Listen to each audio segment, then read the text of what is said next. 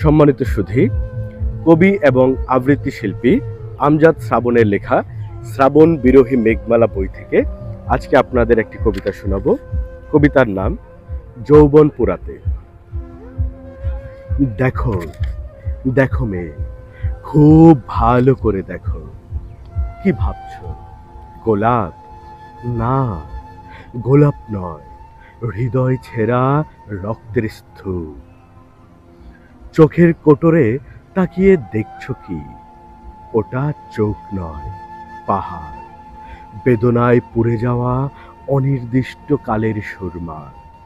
দেখো, দেখো মেয়ে, খুব ভালো করে দেখো। ভ্রুকুচকালে ভাবছো কি করে হলো? একটাই কারণ, ভালোবেসেছিলাম।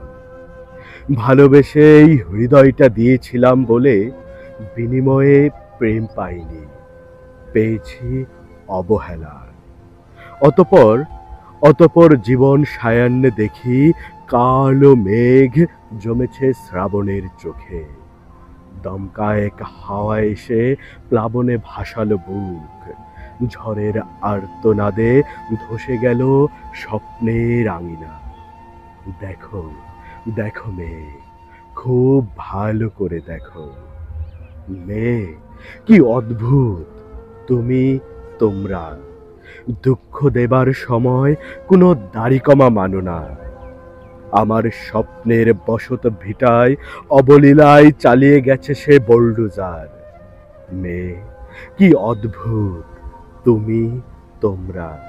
তোমাদের চোখে জল বেমানান, তোমাদের চোখে আগুনে মানায় স্বপ্ন আঙিনায়, মন ভেঙে যৌবন পোড়াতে। দেখো, দেখো মেয়ে, খুব ভালো করে দেখো। দেখো, দেখো মেয়ে।